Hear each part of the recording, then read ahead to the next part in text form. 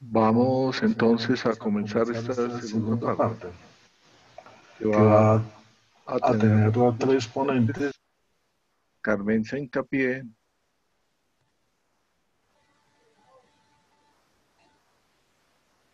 Ya se lo escucha mejor. Carmenza Hincapié con el tema La pandemia mirada desde el retrovisor, Juan Guillermo Uribe, cuerpo real, cuerpo virtual y el cuerpo del analista. Y finalmente María Victoria Grillo, la imagen del cuerpo en el decir del analizante.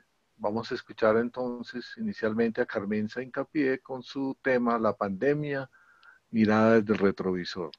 Carmenza tiene la palabra, abre el micrófono y continúa.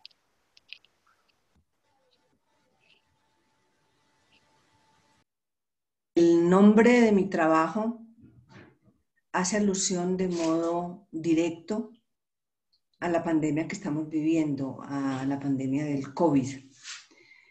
Mi ocurrencia fue hoy lo que está sucediendo debe enlazarse con lo que la humanidad ha vivido, le ha tocado entenderse. Por eso mi punto de partida es el COVID.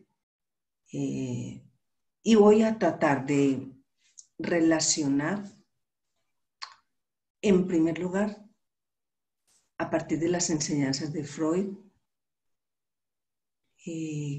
cómo es una probable aproximación incipiente, pero que es toda una vía probable que debemos hacer. Y sin duda alguna me estoy apoyando en los escritores. Entonces mi trabajo se nombra La pandemia mirada desde el retrovisor.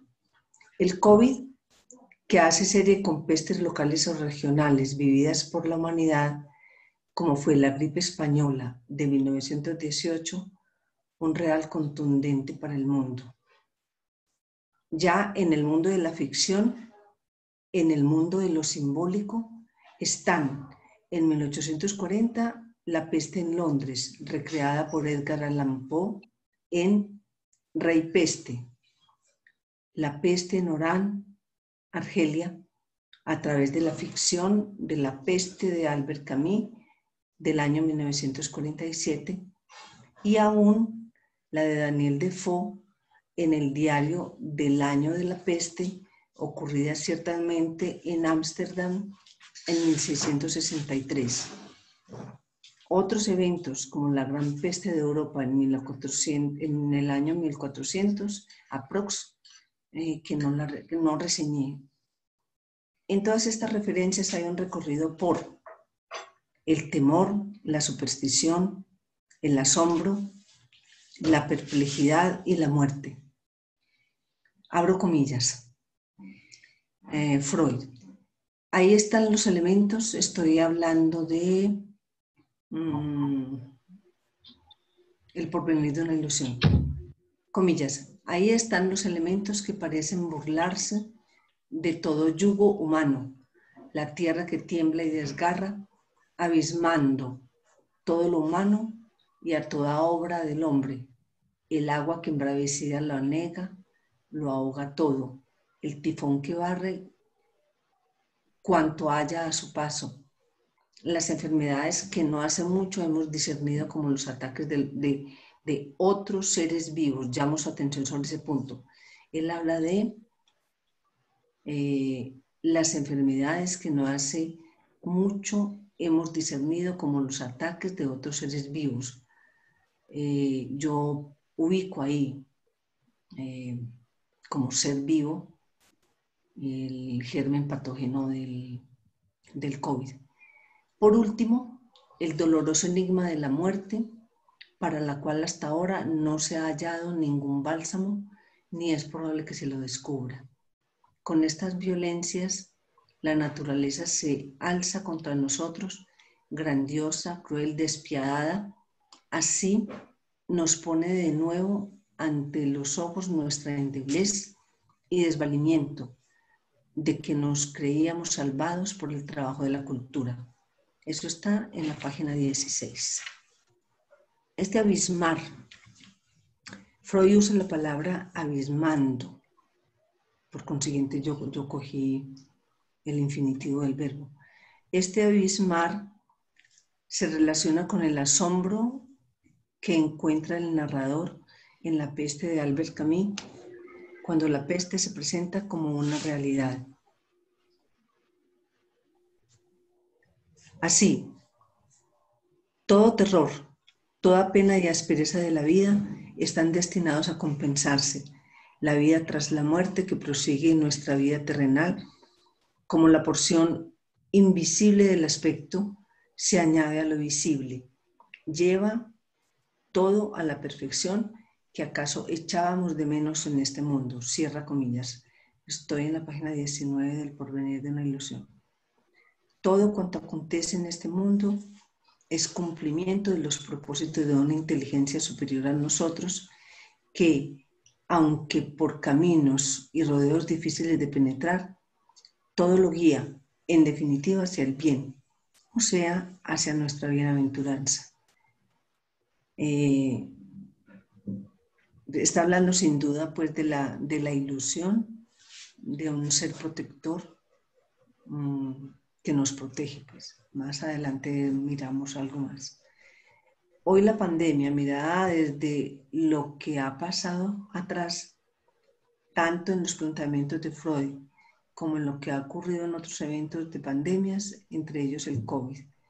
La cultura debe, retoma Freud, la cultura debe, a fin de permitir una convivencia, ser protegida contra los individuos y sus normas, instituciones y mandamientos cumplen esa tarea. No solo persiguen el fin de establecer cierta distribución de los bienes, sino el de conservarlos. Y en verdad deben preservar de las mociones hostiles de los hombres todo cuanto sirve al dominio sobre la naturaleza y a la producción de bienes. Las creaciones de los hombres son frágiles y la ciencia y la técnica que han edificado pueden emplearse también en su aniquilamiento.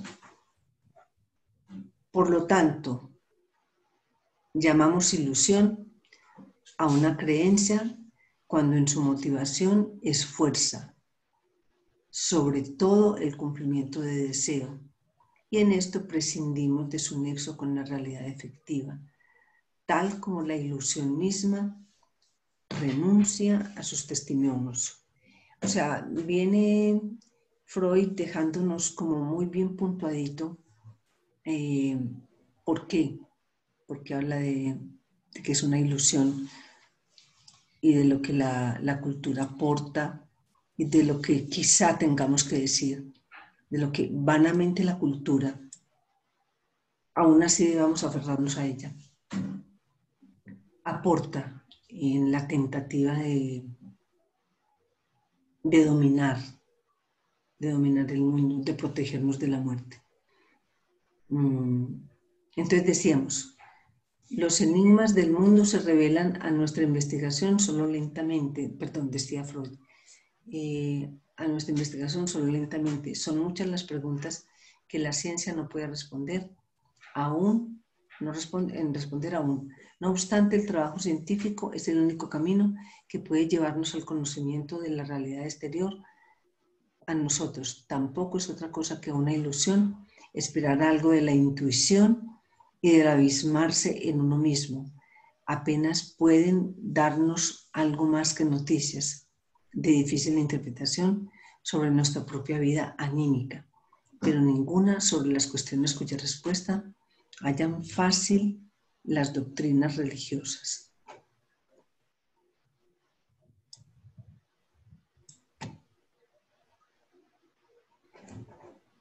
Bueno, un minuto.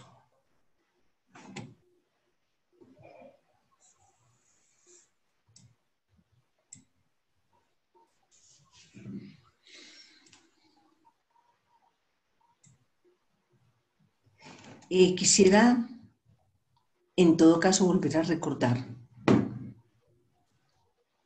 lo que para el psicoanálisis ha sido como todo un motivo de estudio y de diferencias.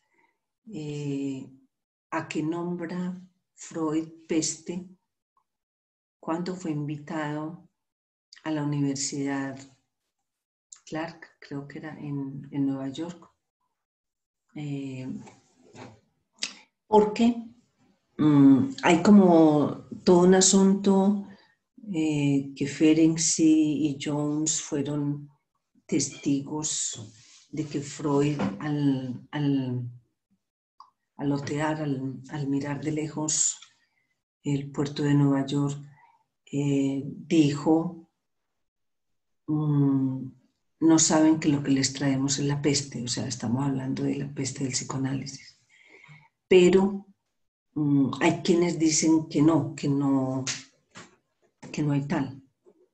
Entonces retomo a Elizabeth Rudinesco, que trae una palabra muy precisa sobre ese asunto. Y entonces, durante un discurso pronunciado en Viena en 1955, dice Elizabeth Rudinesco, muy cerca de la casa de Freud, Jacques Lacan inventó la idea muy francesa y muy surrealista, piénsese en Antonin Artaud, según la cual la invención freudiana sería comparable a una epidemia, susceptible de invertir los poderes de la norma, de la higiene y del orden social, la peste. De recordar que los fenómenos que para la medicina no tenían valor alguno, como los sueños, los actos fallidos, y su interpretación serán para Freud los fundamentos de la invención del psicoanálisis, y ello implicó asignar un nuevo valor. O sea, precisando un poco más porque está un tanto confuso, Elizabeth Rudinesco permite de todos modos dejar claro que la idea de que la afirmación no saben que lo que les traemos es la peste, si bien no fueron ciertamente dichos por Freud, en sus efectos y en el historial del psicoanálisis se puede atribuir a Freud, mas no fue una realidad de ocurrencia pues en boca de Freud. Fue Lacan quien hizo de eso un mito, de la idea del psicoanálisis como peste, pues llevándolo a Norteamérica. Bueno, entonces enlazamos con lo que veníamos de Freud. Perdón un momento.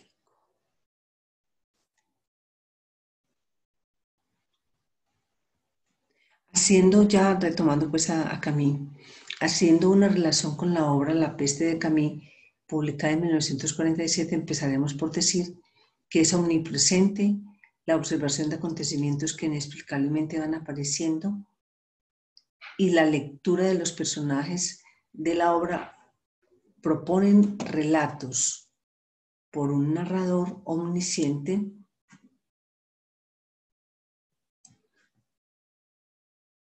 que va conduciendo lentamente y la de un observador que es médico y por lo tanto se acerca a una lectura desde la ciencia, a la lectura pues que desde la ciencia puede hacerse de los acontecimientos que en la ficción de Camus se narran.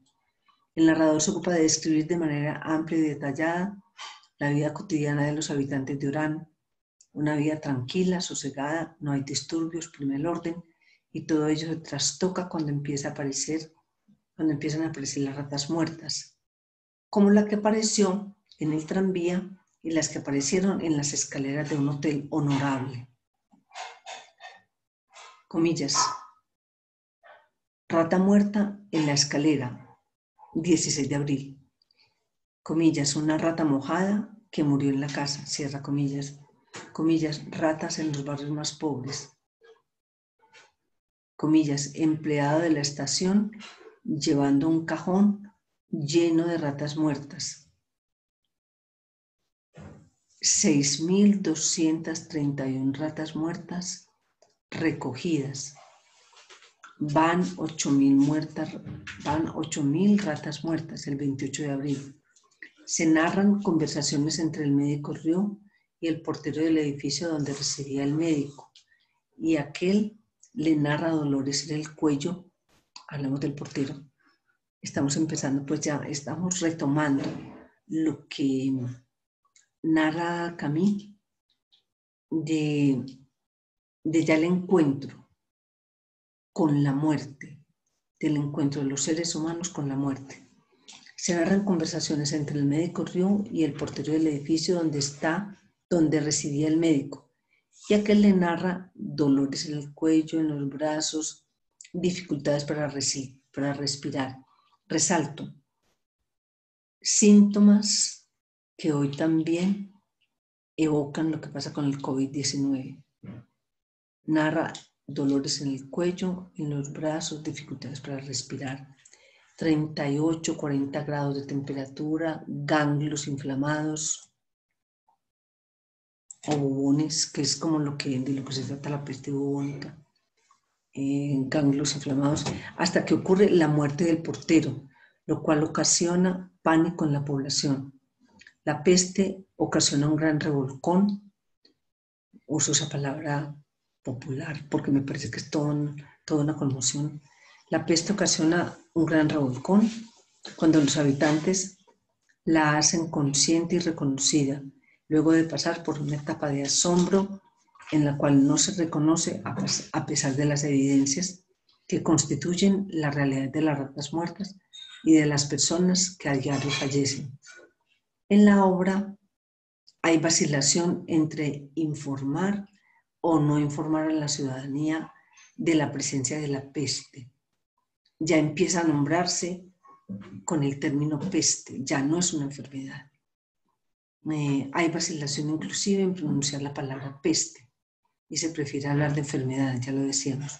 Hay temor por el pánico que se podría desatar, pero no se reconoce que la no información no detiene el avance de la peste, pero sí la detienen las medidas que desde el Estado se deben tomar para controlar hasta donde sea posible la peste. De alguna manera, en este párrafo hay ecos para mí de los ires y venires, de lo que ha venido pasando con el COVID.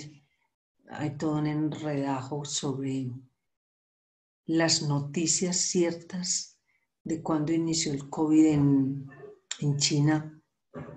Son de mucho antes de cuando ciertamente se empezaron a difundir. Entonces, esto pues no es ajeno a lo que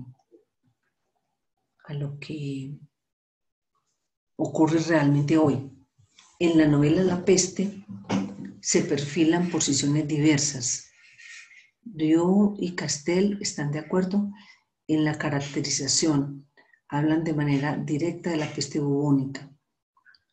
Comillas, pero al poco tiempo los mismos guardias estuvieron bien persuadidos de la gravedad de la situación. Se negaron a cargar con responsabilidades cuyo alcance no podían prever.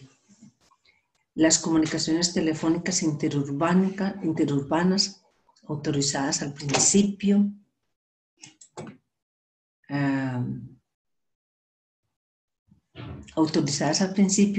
ocasionaron tales trastornos en las cabinas públicas y en las líneas que fueron totalmente suspendidas durante unos días y después severamente limitadas a lo que se llama casos de urgencia, tales como una muerte, un nacimiento o un matrimonio. Los telegramas llegaron a ser nuestro único recurso. Seres ligados por la inteligencia, por el corazón o por la carne, fueron reducidos a buscar los signos de esta antigua comunión en las mayúsculas de un despacho de 10 palabras. La peste, eso está en la página 35, en la versión que estoy trabajando. Veremos más adelante lo que acontece en la ciudad de Burgos. Pero llamo su atención en que la manera como se ocupan de cómo ir controlando el que la peste no se propague más, empieza por medidas de encerramiento. Hoy aquí nosotros hablamos de cuarentenas. Veamos más adelante su relación con lo que acontece en la ciudad de Burgos.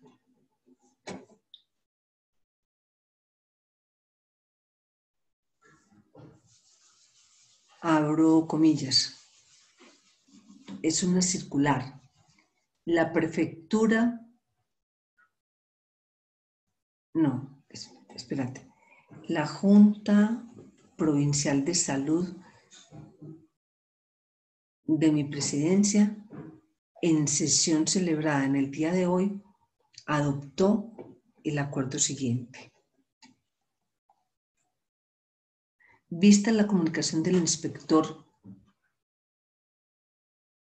provincial de salud manifestando que la epidemia de gripe aparecida hace algunos días en la capital y en algunos pueblos de la provincia se extiende considerablemente, invadiendo numerosos pueblos y produciendo mortalidad, esta Junta, teniendo en cuenta lo dispuesto en los artículos 153 y 154 de la Introducción General de Sanidad y de la Real Orden del 24 de abril, último, acuerda declarar la existencia de aquella epidemia en la provincia de Burgos.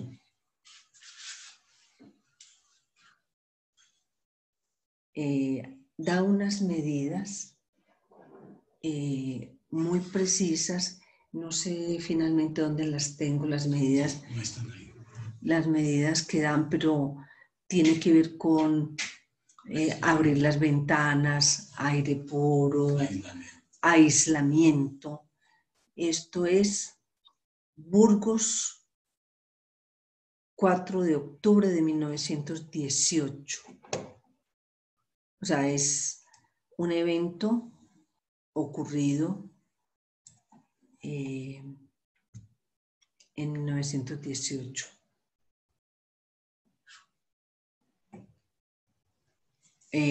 Por su parte,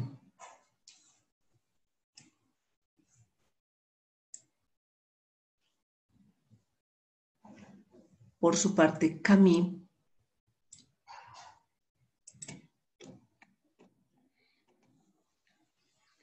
habla de las casas de los enfermos debían ser cerradas y desinfectadas, los familiares sometidos a una cuarentena de seguridad, los entierros organizados por la ciudad en las condiciones que veremos. Un día después llegaron los sueros por avión. Habla, creo que es el doctor Riu. Eran suficientes para los casos que había en tratamiento, pero eran insuficientes si la epidemia se extendía. Al telegrama de Riu respondieron que el stock se había agotado y que estaban empezando nuevas fabricaciones. Entonces, como vemos, no es muy distante de lo que está ocurriendo en la ficción de Camus, con lo que está ocurriendo realmente con nosotros hoy. También en Camus se pone presente la precariedad de los sistemas de salud, que igualmente puede leerse como siempre. Vamos a estar desprotegidos frente a los terremotos, ya lo había dicho Freud, a la inclemencia de la naturaleza, a la preeminencia de la naturaleza y a los intensos ataques de organismos vivos, como bien lo remarcaba ahorita.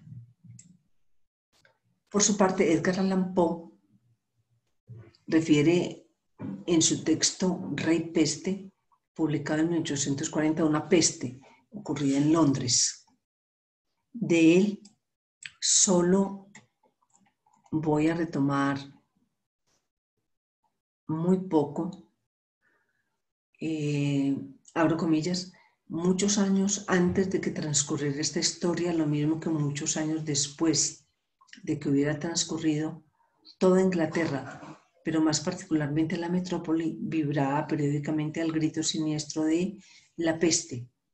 La City estaba en gran parte despoblada y en aquellos horribles barrios vecinos del Támesis, entre aquellas callejuelas y negros pasajes estrechos e inmundos que el demonio de la peste había elegido, se suponía entonces como lugar de su natalicio, no se podía sino encontrar, pavoneándose más que al espanto, al terror y a la superstición.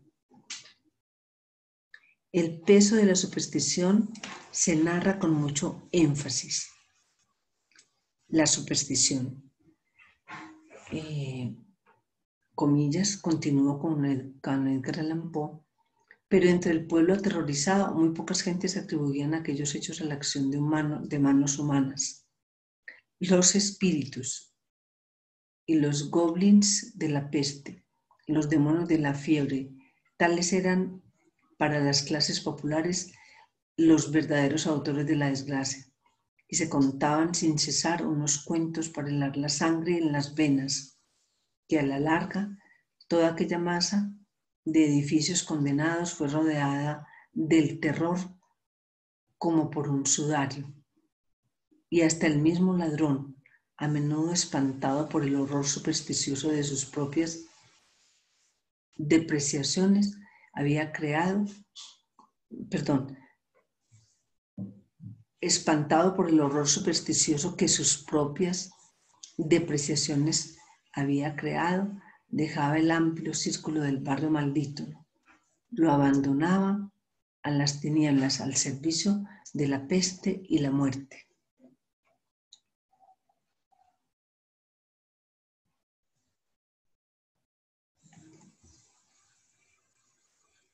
En Camus, los alcances de la peste se relacionan con la inversión de valores, con la inversión de la norma de la higiene social.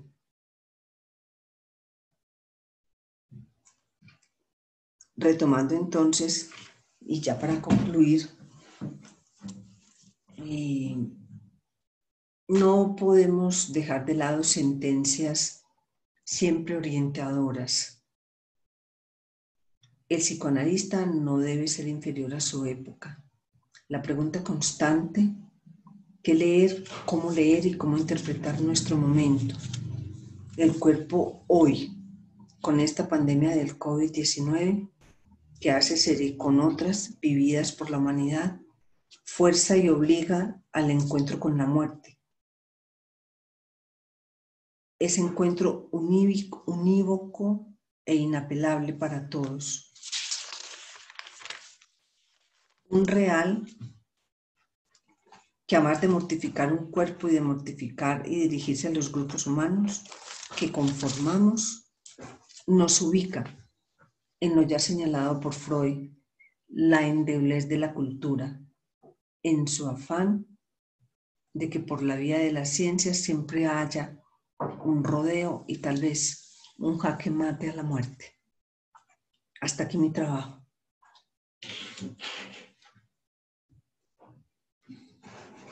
Carmenza, muchas gracias por tu trabajo y vamos a dar paso a la segunda ponencia, Juan Guillermo Uribe, que ha titulado su ponencia Cuerpo real, cuerpo virtual y el cuerpo del analista. Juan Guillermo, puedes tomar la palabra, tienes que abrir el micrófono.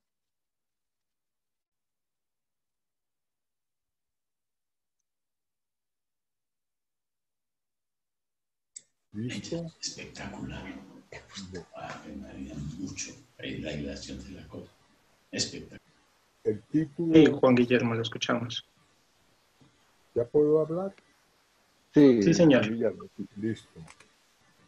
El título resume lo que voy a desarrollar en el curso de esta exposición, que es corta.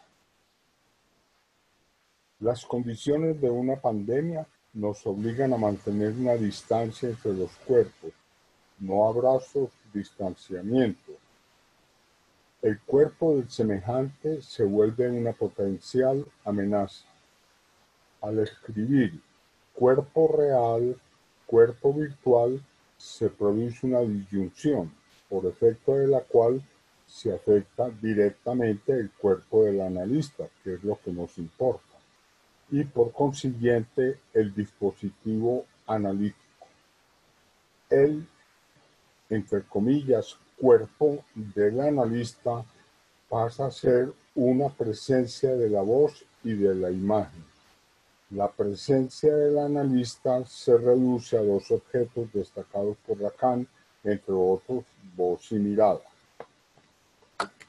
La presencia del analista. Ante un hecho inédito, tanto para Freud como para Lacan y todos los analistas del mundo, nos vemos obligados a buscar en la enseñanza de ambos algunos referentes que nos permitan orientarnos en la incertidumbre. Para Freud, el cuerpo del analista era el de un organismo que hablaba, miraba, escuchaba al analizante. Cuando pasó los pacientes al diván, su vista se perdió en lo imaginario de los pacientes. No se conservó sino su voz, pero su cuerpo seguía presente. Según esto, no podemos orientarnos en estos momentos por la práctica de Freud como analista, puesto que la disyunción de la que tratamos no existió para él, ni para Lacan. Es Lacan quien en muchos momentos de su enseñanza introduce una enseñanza novedosa sobre el cuerpo, valiéndose de los tres registros real, simbólico e imaginario, produce toda una doctrina nueva sobre el cuerpo. La más importante es la diferencia entre organismo y cuerpo. Agrega además que el cuerpo es un acontecimiento del lenguaje. Se trata de un organismo como real, tomado por lo simbólico de la palabra, lo que agrega la dimensión inédita de semblante, concepto en el cual los tres registros se articulan en forma discursiva. En su temprano escrito, El estadio del espejo como formador de la función del yo, tal como se nos revela en la experiencia psicoanalítica, puse la última fecha, 1949, pero el texto tiene una historia anterior, texto que conserva intocado a lo largo de su enseñanza y que le sirve para destacar la función determinante de la imagen temprana en el sujeto humano, el ingreso en la humanización del pequeño hombre. En este inagotable escrito se encuentran las coordenadas organizadoras del mundo psíquico y de la relación al semejante, el cuerpo fragmentado, envidia, celos, deseo del otro. Lo escópico se hace presente por la fuerza de las imagos. El umbral de lo visible se convierte en el referente de la experiencia humana.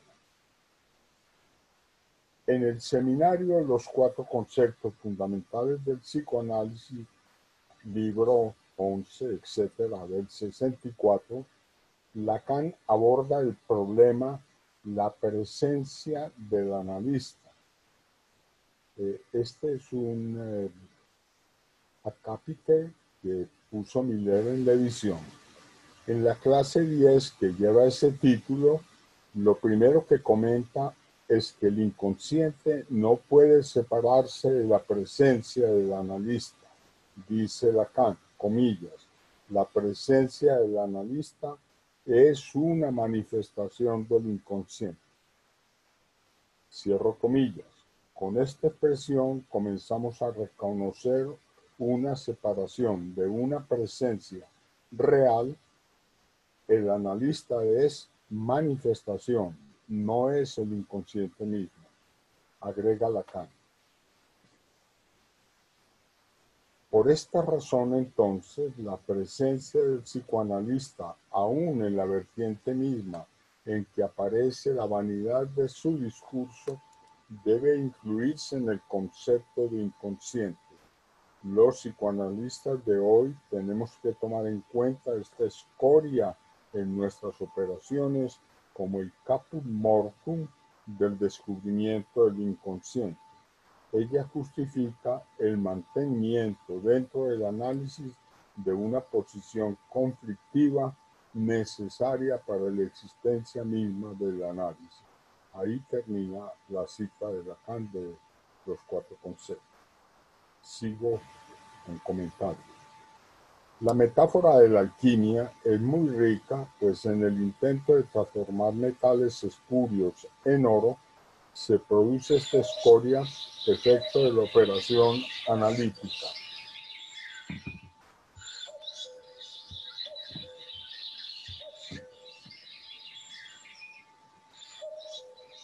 Efecto de la operación analítica que también tiene como efecto, según leo yo, de poner la vanidad del discurso del analista en su punto justo, al reconocerse como desecho de la operación. El analista también tiene como destino el ser un desecho. Esta posición de desecho lleva a Lacan a preguntarse cómo es posible que alguien quiera asumir ese lugar. Paso ahora al seminario 19 o peor del 14 de junio, en el cual hace un extenso comentario sobre la palabra polución, dicha al azar por un asistente. Lacan hace un elogio irónico al personaje que la dijo, pero se aprovecha del término polución para ampliar y desarrollar su teoría sobre el objeto A y el semblante, partes constitutivas del discurso analítico. Aquí traigo una cita larga de Lacan. Dice, en lo peor, marco esta intervención, le salto encima, agarro al vuelo algo que en la urgencia de un fin de año necesito decir. Es en el lugar del semblante donde el discurso analítico se caracteriza por situar el objeto A. Figúrese usted, señor, refiere al que dijo polución, que creyó haber hecho una proeza y que abunde en la dirección de lo que quiero decir. La polución más característica de este mundo es exactamente el objeto A del cual el hombre toma, y usted también toma su sustancia y es su deber. De esa polución, que es el efecto más cierto del hombre sobre la superficie del globo, hacer en su cuerpo y en su existencia de analista una representación y observarla más de una vez. Elevar esta función a la posición de semblante, que es la clave de todo discurso. Continúa Lacan.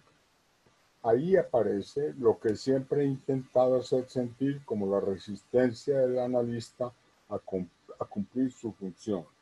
No es que la posición de semblante sea cómoda para nadie, solo es sostenible a nivel del discurso científico y por una simple razón. Allí la posición de mando es algo totalmente del orden de lo real, mientras que todo lo que nos atañe de lo real es la spaltum, la grieta, en otras palabras, mi definición del sujeto, porque en el discurso científico el S que tiene es el que tiene la posición clave. No S tachada, comento yo, sino el S. En el discurso universitario es el saber, allí la dificultad es aún mayor a causa de una especie de cortocircuito, porque para aparentar un saber hay que saber fingir y eso se nota enseguida. Hasta ahí la lección de lo peor.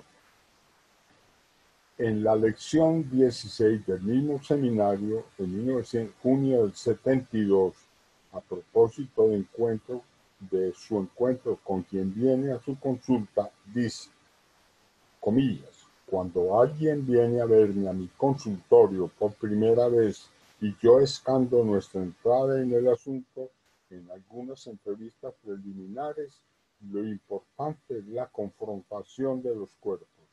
Justamente por partir de ese encuentro de los cuerpos, estos quedarán fuera de juego una vez que entremos en el discurso analítico.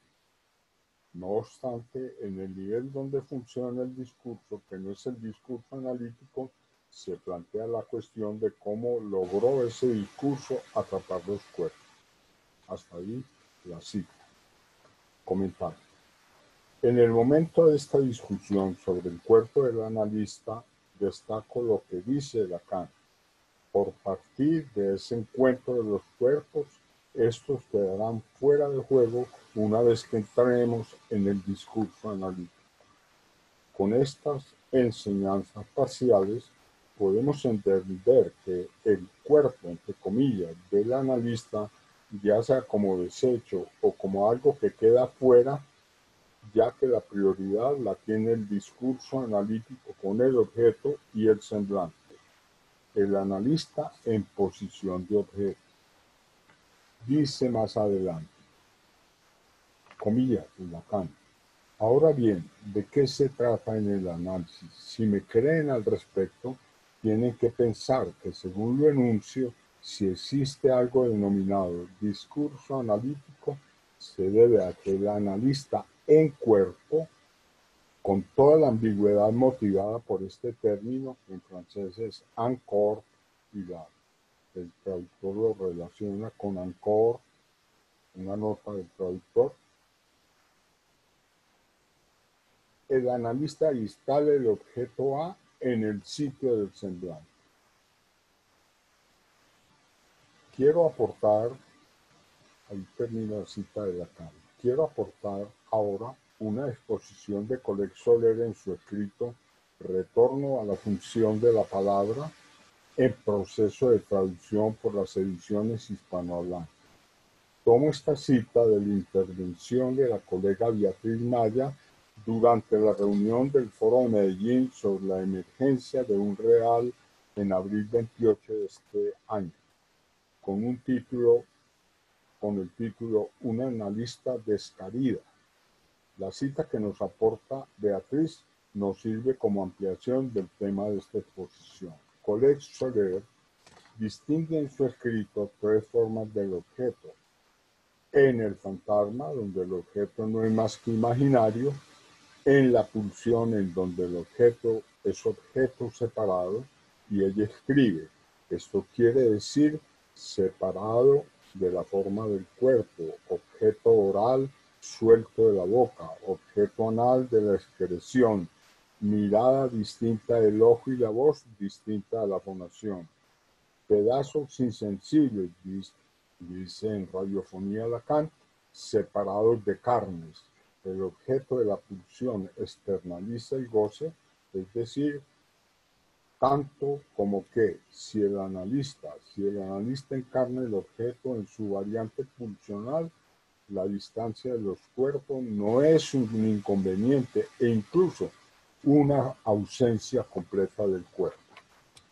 Se puede leer en esta intervención la tercera forma del objeto, que es la que corresponde al objeto causa del deseo, que tampoco tiene forma corporal. Estas indicaciones sobre el objeto y sus tres formas nos permiten ubicar al analista en el discurso analítico más allá del cuerpo real.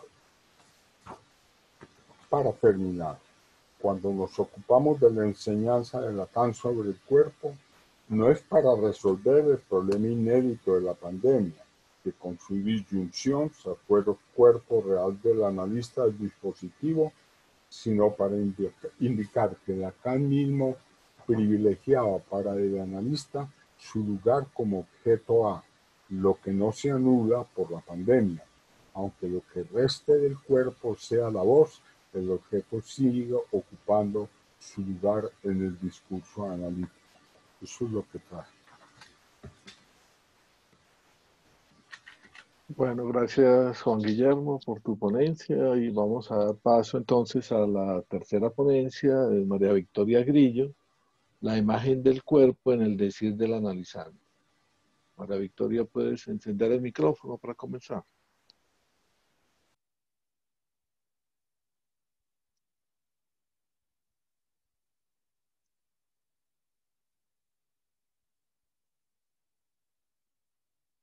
Listo, ¿me oyes? Listo, sí, María Victoria, puedes seguir. Bueno,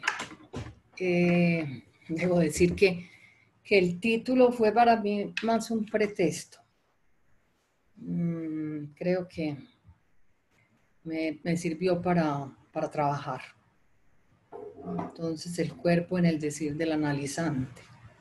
Frente a la circunstancia de la pandemia y del confinamiento, nos hemos visto concernidos en nuestra práctica clínica como analistas. La imposibilidad de efectuar la sesión presencialmente nos ha llevado a interrogarnos por la función de los cuerpos físicos en la sesión analítica. Ahondar en el interrogante de qué es el cuerpo en psicoanálisis. Esto por cuanto los analistas que hemos accedido a continuar con las curas de nuestros pacientes, nos hemos tenido que acomodar a la atención por el teléfono o bien por Skype en videollamada. El psicoanálisis es una práctica de palabra, de ello no hay duda. Que el inconsciente no exista sin el cuerpo también fue algo que desde el principio se puso de manifiesto. Y asimismo que no es el cuerpo orgánico ni su funcionamiento del que se ocupa el psicoanálisis, igual hace parte del ABC. Pero entonces, ¿por qué tanto asombro en que podamos escuchar los analizantes vía el teléfono, por ejemplo? ¿Qué hace que nos haya concernido tanto a los analistas? Estas son apenas unas primeras reflexiones introductorias para comenzar a pensar la situación a la que nos hemos visto confrontados en nuestra clínica tras el aislamiento. No es para defender o para criticar el acto al que algunos hemos accedido, de escuchar los analizantes por vía telefónica. Dada la situación particular de algunas curas, algunos nos hemos resuelto a continuar y cada uno estará evaluando su experiencia, pero sí creo que lo mínimo que podemos hacer es ejercer una función de control de ella. Quizá podamos teorizar y respondernos desde el corpus de la teoría, pero pienso que primero serán los efectos en la dirección de la cura los que en el futuro nos dirían algo.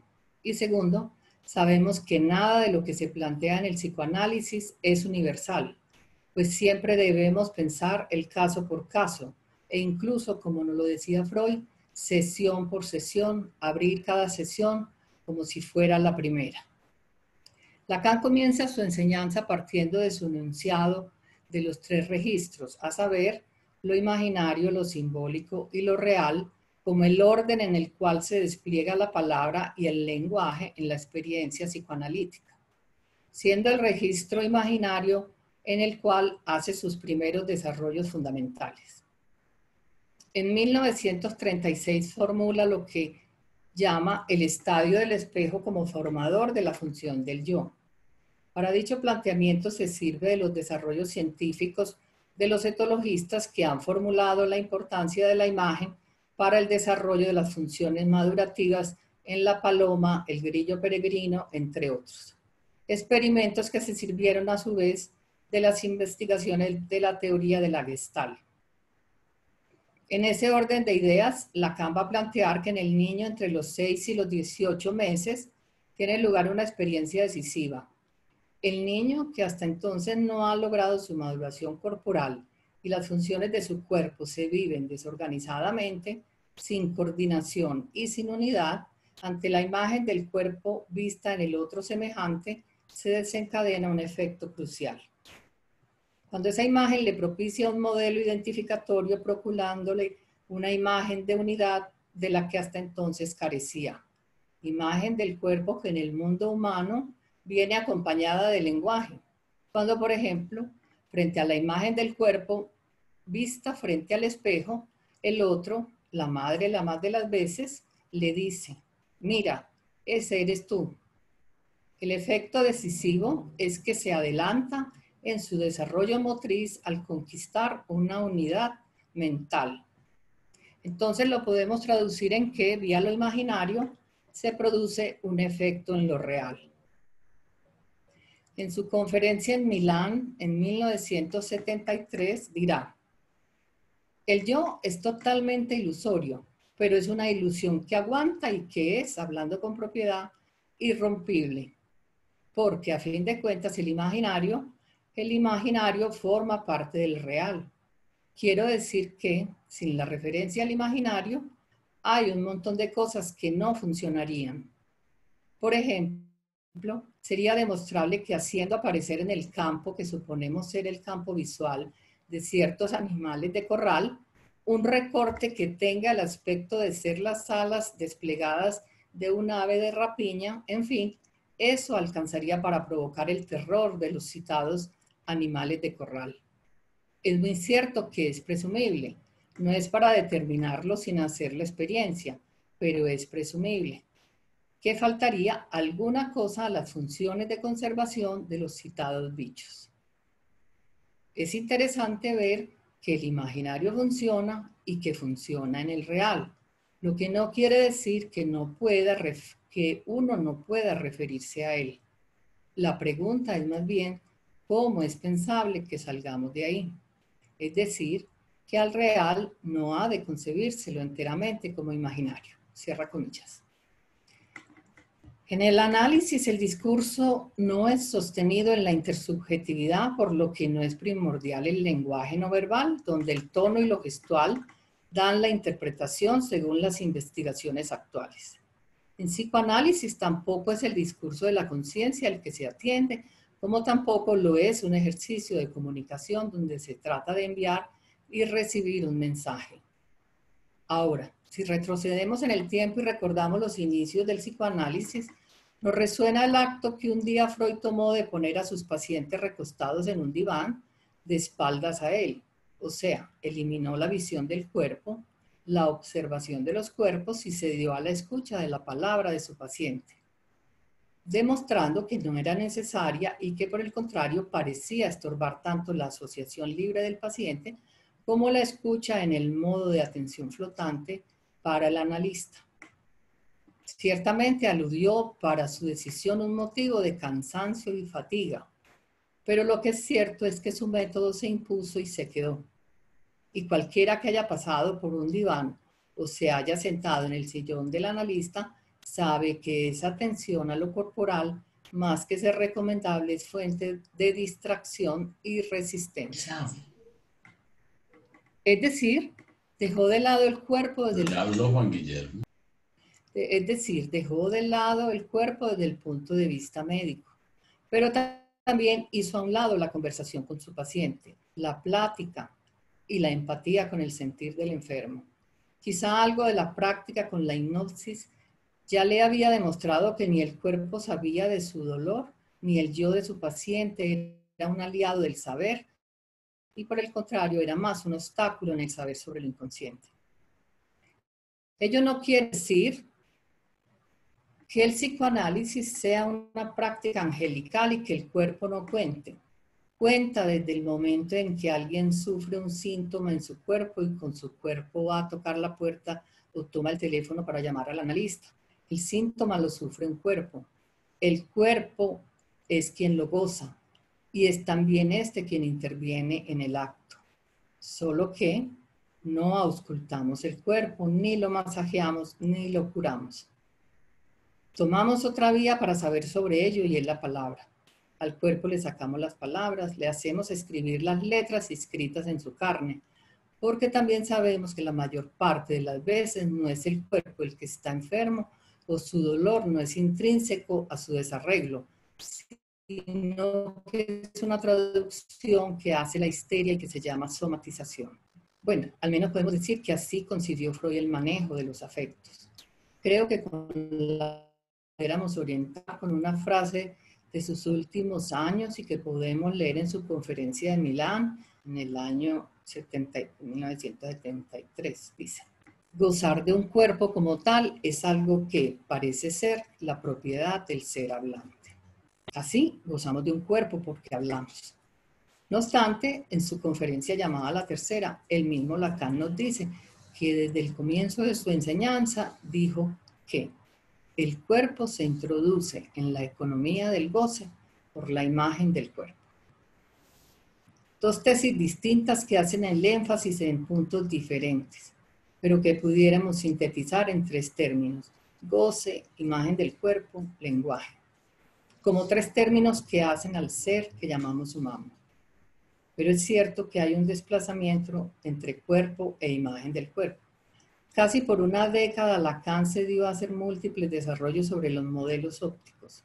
El estadio del espejo de 1936 lo complejiza, le agrega un espejo cóncavo y luego un espejo plano. En el seminario de la angustia vuelve a él y avanza en sus desarrollos. ¿Qué está tratando de pensar? ¿Por qué tanto tiempo en ello? ¿Y por qué bien podemos decir no abandona dicha tesis que por muchos años a los analistas les parecieron sin importancia o al menos como algo trascendido por lo simbólico? En las dos conferencias que he tomado como guías para esta reflexión, la tercera y la conferencia en Milán, las dos contemporáneas y correspondientes a la última enseñanza de Lacan, vuelve a lo imaginario, a sus tesis primeras e incluso ya podemos entender que el nudo borromeo no es sin dicha amalgama de los tres registros. Lo imaginario no lo abandona porque es el fundamento de lo imaginario, uno de los registros fundamentales en el desarrollo de la experiencia psicoanalítica. En Milán dice incluso, comillas, aprovecho dicha distinción para dejar bien claro que no hay ahí ningún maniqueísmo, si me puedo expresar así, en el que yo podría o pondría el imaginario al simbólico, a la manera del prejuicio, lo que es muy corriente respecto de mi enseñanza.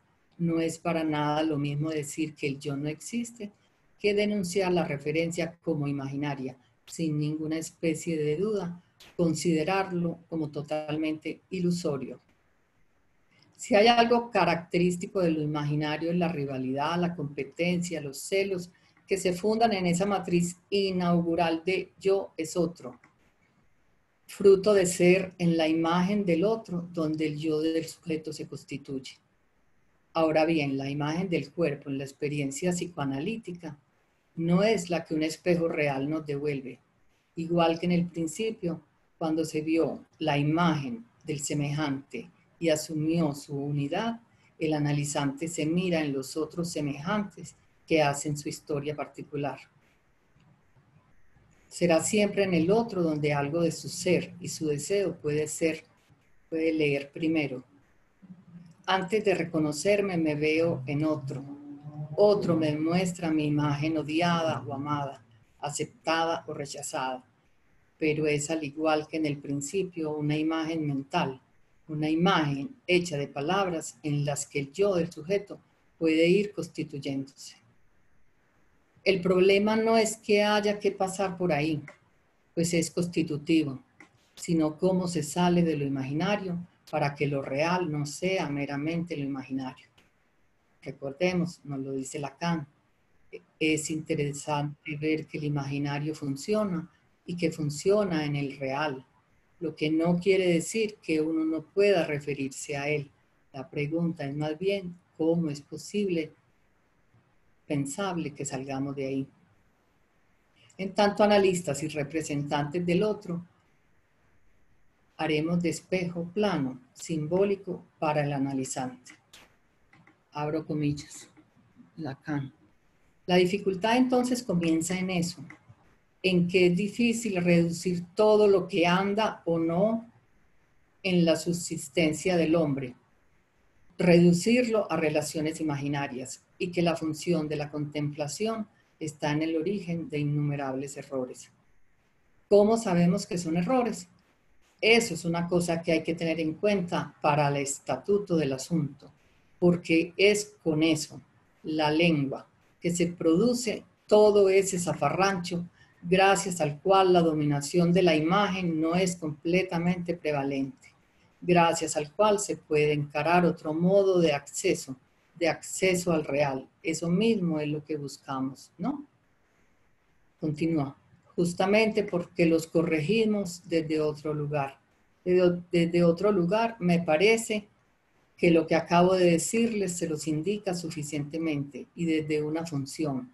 Acabo de enunciarla con el título de la palabra, cuyo mínimo examen manifiesta que ella sería impensable si no hubiese ya, y distinto de lo que se agita en ella, algo, un punto, que ustedes, supongo, no vieron jamás focalizado, aparte de los que tuvieron los oídos sensibilizados por algo que se llama la lingüística.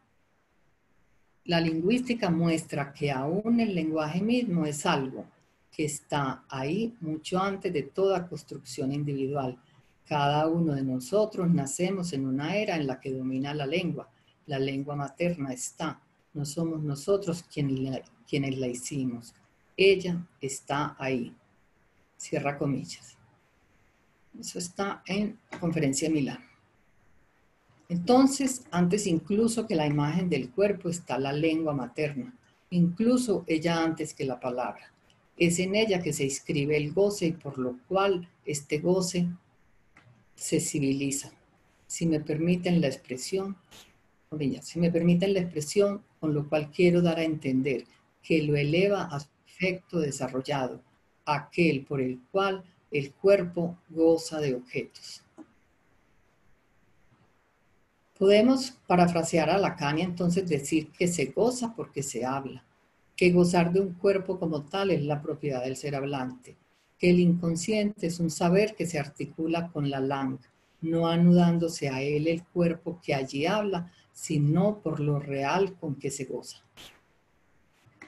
Y entonces, si de lo que se trata en el psicoanálisis es del asunto del goce y hacia allá que debe apuntar la intervención analítica, estas glosas nos permiten tener todavía más claro que ese cuerpo más que carne es un campo energético de la distribución del placer en el cuerpo, un campo de goce que se expresa en palabras y se interviene con palabras a sí mismo. Por lo demás, recordemos desde dónde se escribe este campo. Comillas. Creo que esto está en el Seminario de la Ética. Comillas. Eso estimo. Lo que me es más íntimo es justamente lo que estoy forzado a no poder reconocer más que en el afuera, donde lo más yo mismo está en un centro exterior de mi subjetividad. Es lo más íntimo mío que me fue expulsado. Ahora, no es desde siempre ni desde el comienzo que el psicoanálisis estuvo formalizado, que una técnica estuvo depurada, pero sí sabemos desde el inicio que en el psicoanálisis no podemos universalizar. Cada analista tiene su estilo, su tempo, su manera de intervenir y diría incluso de interpretar. La técnica también ha variado. Freud atendía a los pacientes todos los días de la semana. Las sesiones eran corriente que fueran alrededor de 1 hora. Freud podía invitar a sus analizantes a que se quedaran a cenar luego de las sesiones. Y hoy incluso se dice que las interpretaciones de Freud eran adoctrinamientos. De Lacan sabemos que algunas veces llamó a sus pacientes a decirles, lo quiero ver, venga ya. O que fue a un entierro con una paciente que en la primera sesión llegó muy triste a contarle que en ese momento se disponían a enterrar una persona conocida, tal vez una amiga. Salió a comer con paciente luego de terminar la consulta. En fin, es larga la lista de anécdotas que hoy nos parecen impensables. Hemos escuchado por estos días alusiones al setting, a ese conjunto de formalismos que se van instituyendo en el saber hacer de una práctica, pero que bien podemos preguntarnos hasta dónde en múltiples ocasiones no le dejan lugar al acto del analista. Bien podemos decir que el psicoanálisis nació de la conversación con un amigo que supo estar en el lugar especial, el de sujeto supuesto al saber, en el que Freud tuvo a su amigo Fliess por más o menos 1 década. Un análisis que se tramitó por carta y por algunos encuentros presenciales que vivieron estando de viaje juntos. A propósito, aludiendo a la función del analista, dijo Lacan en Milán, señalo solamente, comillas, señalo solamente lo que es evidentemente el comienzo, en fin, la irrupción, la nota que cambia todo en esa relación al lenguaje, porque a partir del momento así en que uno se da cuenta que eso va solo, que no hay ninguna necesidad de ser ahí actor para que eso funcione, eso cambia muchas cosas, eso cambia enormemente las cosas, eso cambia todo. A Dios gracias no es la palabra del analista. Sucede de tiempo en tiempo que él procure lo que se llama una interpretación. Eso debe incluso suceder si no existe ya en la experiencia un modo de institución tal que él necesite apenas hablar. Cierra comillas. En esa relación de palabras seremos semblante de sujeto supuesto al saber y nos constituiremos igual en la causa del deseo del analizante. Se nos requerirá en el semblante de objeto y seremos voz sin hablar, mirada sin ver, voz sin palabra y mirada sin ojos que miren. La labor del analista se constituirá en una función que hará presente lo que no está, función que hará que seamos una presencia en su sueño y presencia de un deseo que se nos transfiere y endosa para sostener el propio deseo del sujeto. ¿Cómo creer que cuando nombramos al analista como una presencia apenas nos referimos a su cuerpo biológico? Así como cuando decimos que una sesión no termina en el final de la sesión, podemos decir que en una sesión, no porque esa persona que se dice analista esté ahí, hace presencia la función del analista, el deseo del analista. Hasta donde lo único que podemos llamar la presencia del analista es su acto. En esa inédita experiencia que hay que vivir en tanto analizante, pero además en cuanto analistas, a que la palabra se dé, no se trata de personas en juego, de yoes en acuerdo o desacuerdo, de realidad o espejismo, de setting, de reglas o prescripciones. El deseo del analista es la función que estará ahí para hacerle frente a las resistencias, que ha de escuchar lo que se atraviesa para impedir que las cosas puedan avanzar, que está ahí para leer las trabas o escuchar los silencios, sin olvidarnos de lo que bien dijo Lacan, la resistencia es la de los analistas. Me di a la tarea de pensar sobre la práctica del psicoanálisis, intentando ver por dónde podía encontrar teóricamente una objeción a sostener los análisis vía telefónica en esta difícil coyuntura por la que estamos atravesando. Ciertamente hay analizantes o pacientes apenas iniciándose en el trabajo con la palabra que decidieron esperar a poder retomar los análisis cuando se pudiera reanudar presencialmente. Pero para otros el asunto vital era continuar y la apuesta del analista no podía ser otra que estar ahí en las condiciones que lo posibilitaran. Por lo demás, es un momento crítico para quien quiera de los humanos que habite el mundo. Nadie escapa a esta amenaza real y no hay que inventar nada para imaginar lo que este tiempo de incertidumbre y zozobra puede incrementar y desatar las angustias, las inhibiciones y los síntomas de cualquiera. El asunto es que este tiempo lo debemos considerar una contingencia, un paréntesis probablemente, y ojalá así lo sea. Y claro que hay que esperar que el tiempo de la normalidad social vuelva y nuestro trabajo pueda nuevamente continuar de una manera más humanizada, en presencia. Y sobre el título con el que quise pensar este asunto, solo puedo corroborar lo que pensaba en el comienzo. El cuerpo del analizante en análisis es una construcción que se hace vía la palabra. Es allí que se hace a un cuerpo para habitarlo y gozar de él. Era lo que tenía para presentarles. Bueno, gracias María Victoria. Vamos entonces a dar lugar a las preguntas. ¿Esteban quiere dar las instrucciones? Sí, bueno, vamos a pasar a las preguntas. Pueden hacerlo pidiendo la mano levantando la mano. Lo hacen en la pestaña de participantes. En la parte inferior hay una manito azul. En inglés, cuando su programa es en inglés, es raise hand o levantar la mano. También pueden escribirlas en el chat o también hacer algún tipo de indicativo. Yo voy a estar pendiente para sus participaciones.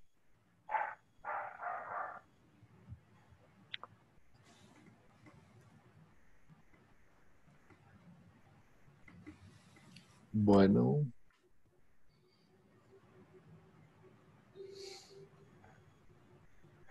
Yo quisiera iniciar con una pregunta para María Victoria, que es una aclaración.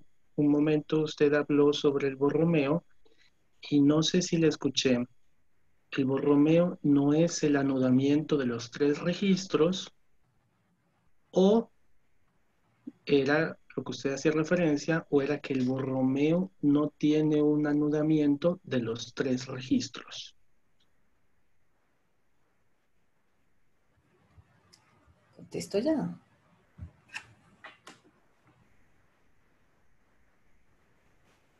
Si puedes contestar para Victoria porque no hay más preguntas por el momento. Ajá. No, Esteban, no, para nada.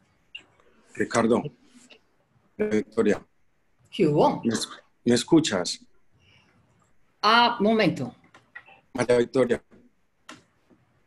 Sí, ¿Hola? es Carlos Torres quiere... Hola, un gusto. Muchas gracias por la invitación. Yo estoy desde Lima. Yo soy historiador, pero me dediqué en mi vida cotidiana a la preparación física. Entonces he tratado de hacer como un trabajo transversal del cuerpo. Justo en estos días estaba terminando de elaborar como un coaching que quiero hacer, reinventándome como a partir de todo este tema, pues que ya sabemos de la pandemia. Hay una cosa, María Victoria, muy bella de lo que vos has expuesto. A mí me ha gustado mucho, en historia leí mucho a Guattari y a Deleuze, y me interesa mucho esa relación que hay entre el goce y el deseo. Entonces, a partir de ahí, pues porque yo veo que todo el tiempo en el psicoanálisis vos misma lo exponías ahí como de alguna manera una forma de centrarse siempre como en el goce, pero ¿y dónde queda el deseo?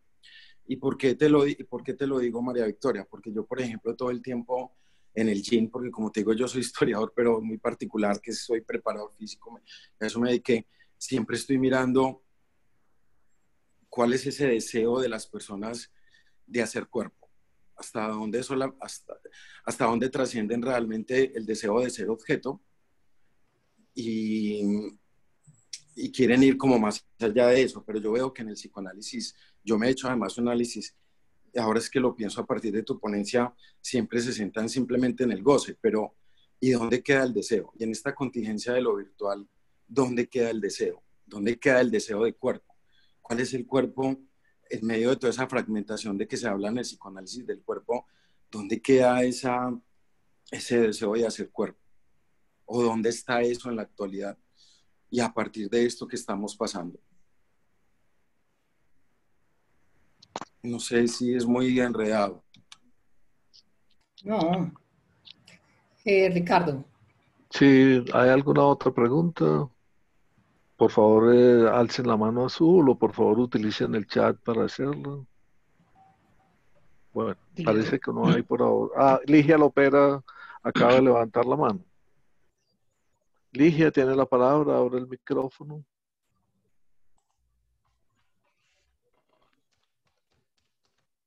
Ligia. Buenos días. ¿Me escuchan? Sí, estamos escuchando. Sí. Bueno, gracias. Bueno, gracias. Me disculpo que tuve un inconveniente y no pude entrar sino muy tarde. Ligia, disculpe. ¿Puede bajarse un poquito el micrófono que lo tiene en la... Sí.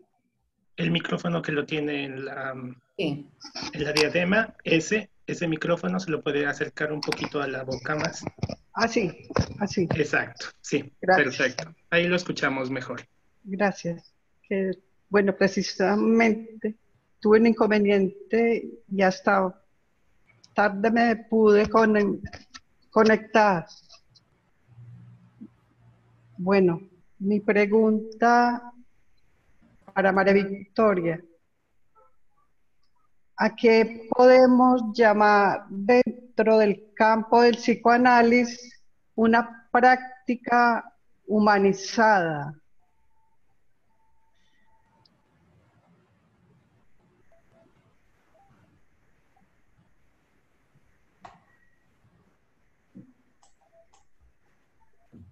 Listo, muchas gracias. No tenemos más preguntas por ahora, entonces pasemos a responder esas 3 preguntas y damos espacio para una siguiente ronda. Bueno, Esteban, la primera, la tuya. No, de pronto la frase, si no mal recuerdo, es: el nudo Borromeo no es sin los 3 registros. O sea, necesita de los 3 registros y el imaginario es tan importante que está ahí, ¿cierto? O sea, ¿y qué nos dijo Lacan en la tercera? Que entra ese cuerpo por el lado de lo imaginario, por la imagen del cuerpo. ¿Sí? Entonces, pero bueno, fundamental, sí, si me entendiste, es totalmente pues distinto, al revés. Pero sí, muchas gracias por la aclaración. Yo creo que era la frase que era un no es, entonces no, bueno, no es sin. Muchas gracias. Bueno, Carlos, sí, o sea, es cierto, la última enseñanza de Lacan, o sea, si la primera se centró en el deseo, la última se centra en el goce.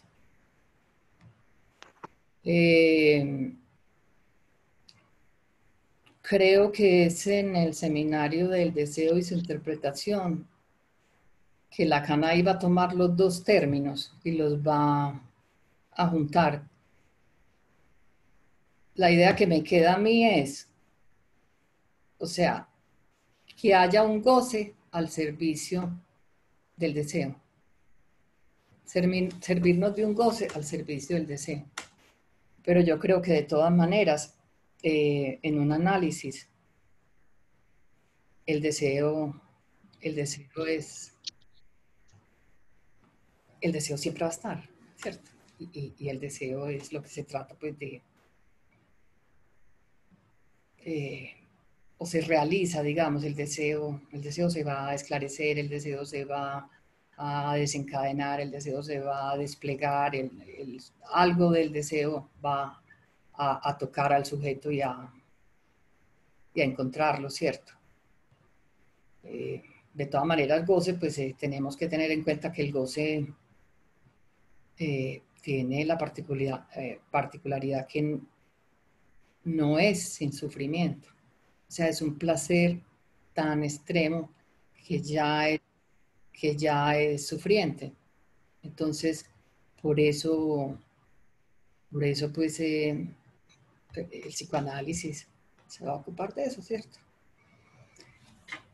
Pero yo pienso que el deseo sí, o sea, creo que tengo esa pregunta también.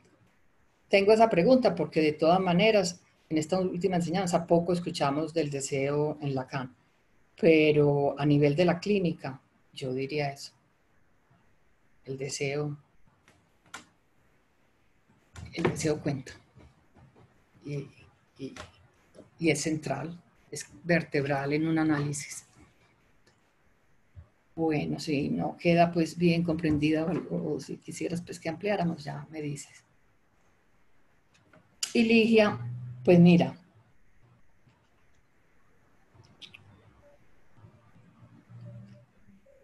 hay tanta crítica también en este momento al asunto, pues porque los analistas en este momento a nivel mundial uno escucha que hay resistencia de algunos, por ejemplo, a tomar la vía telefónica o a tomar la vía Skype, ¿cierto? O sea, ese contacto humano de recibir un paciente, con todo, ¿cierto? Con todo.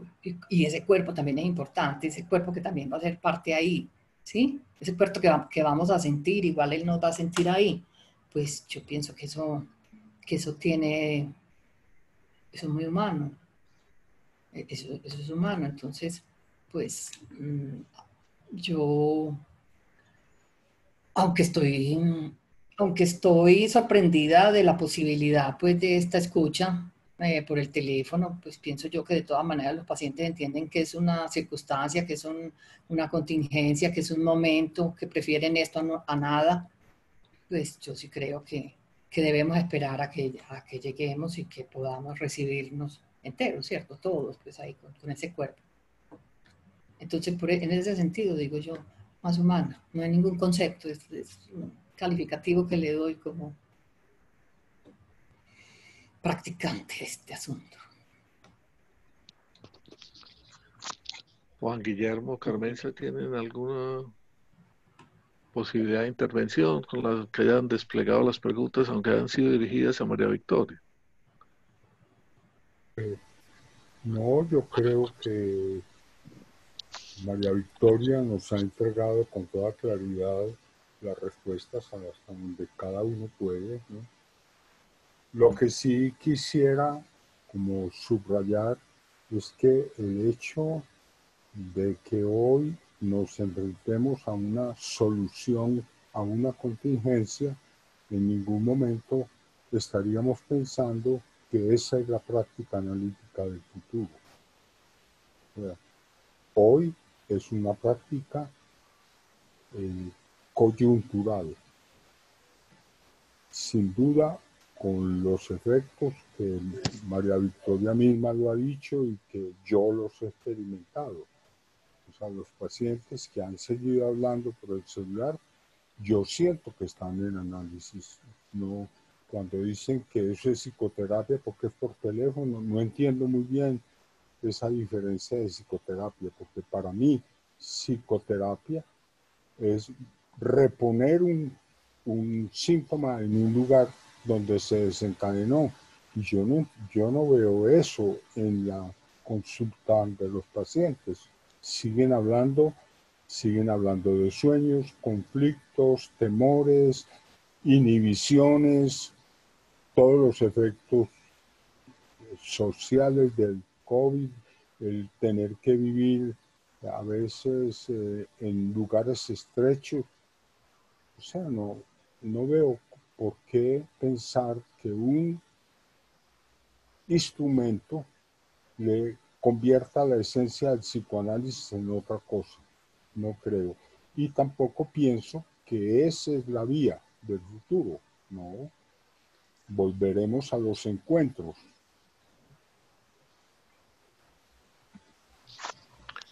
Bien. Bien, tenemos una participación, en principio, que había pedido la palabra Carolina Roldán. Luego sigue Samir y María Elena había hecho un comentario que ahora leo. Entonces empecemos por Carolina.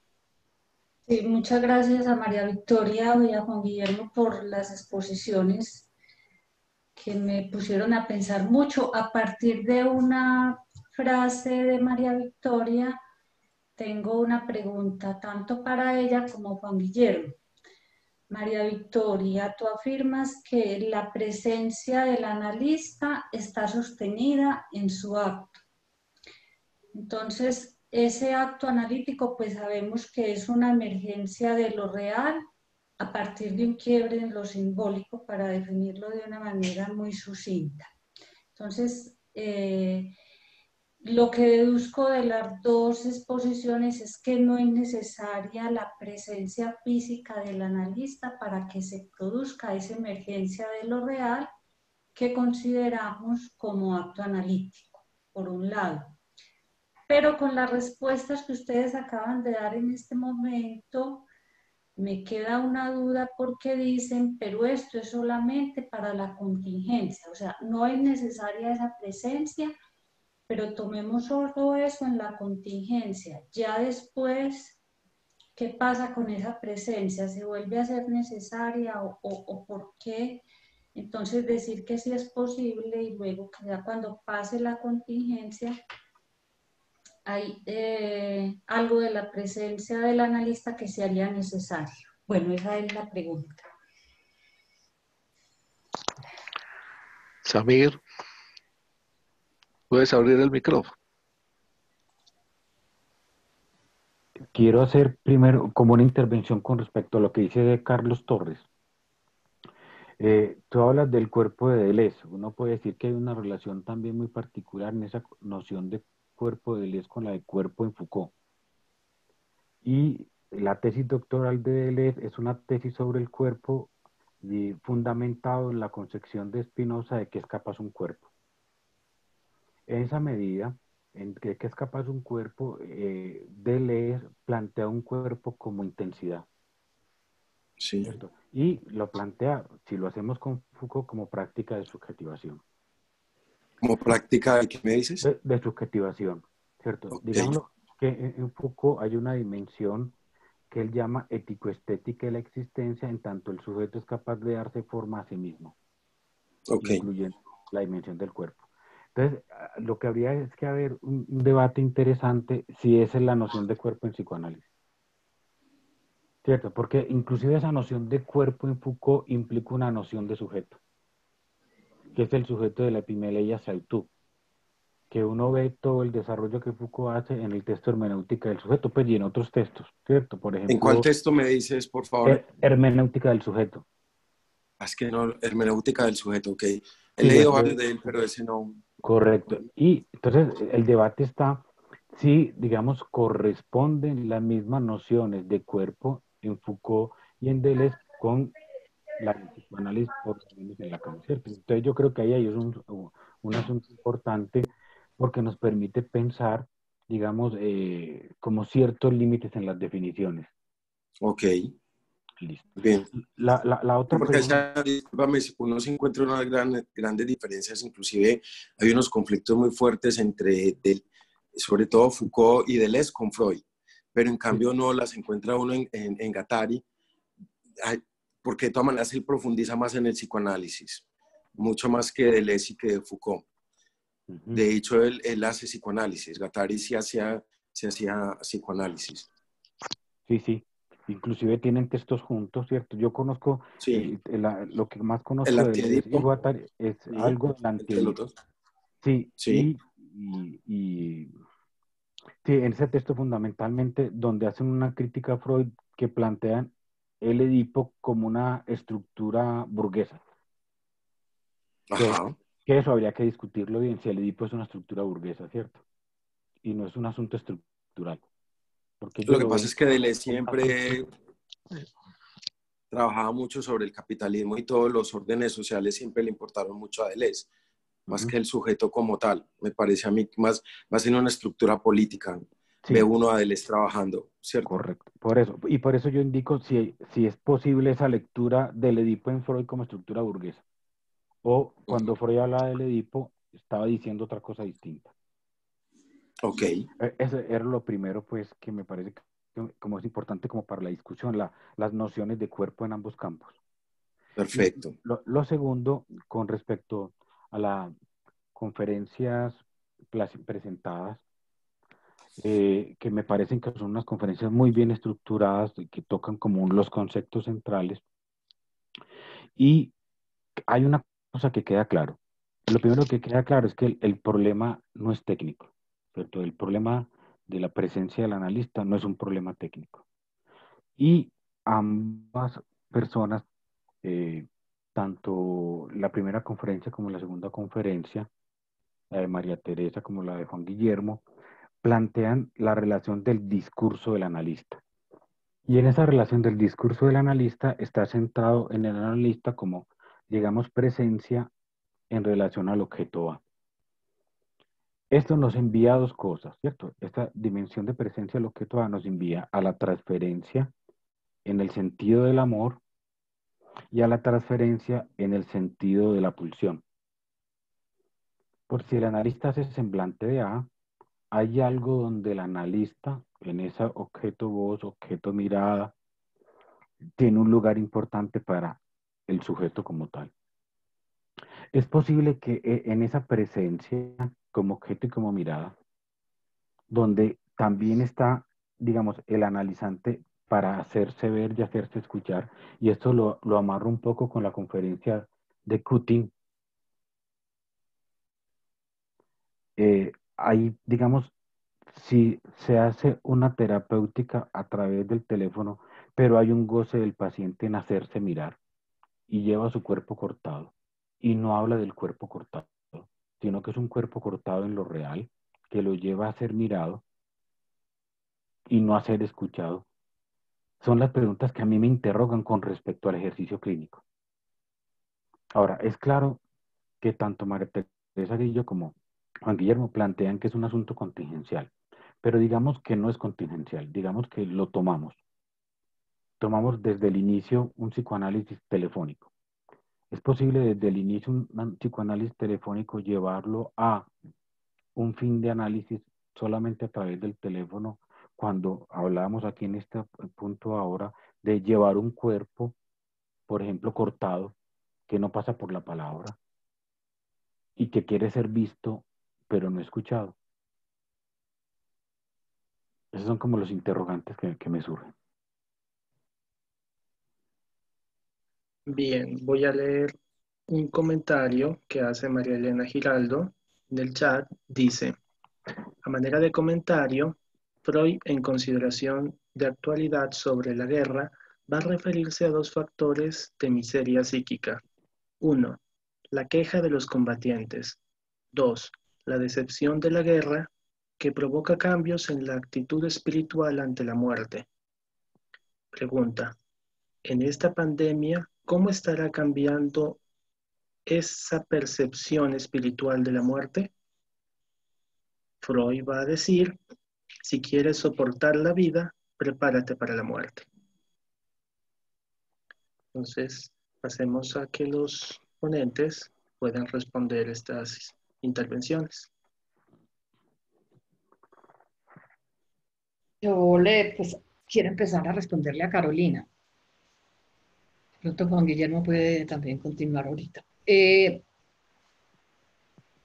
Desde antes de la pandemia ya se sabía que analistas hacían análisis vía internet, pues Skype, teléfono,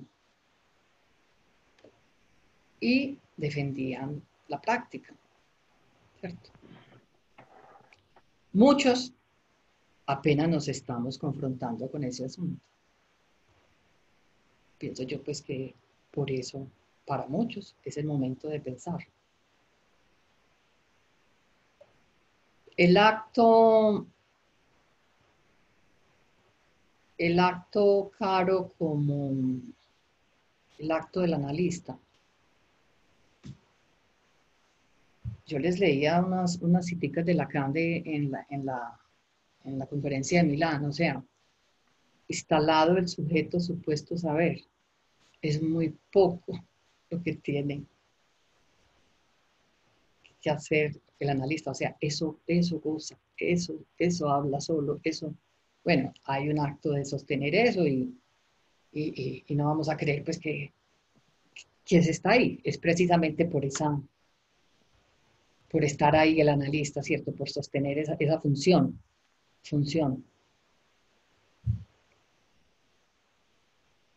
Bueno, en este momento hasta ahí, Juan. Si tú quieres continuar. Juan, ¿tiene algo para decir?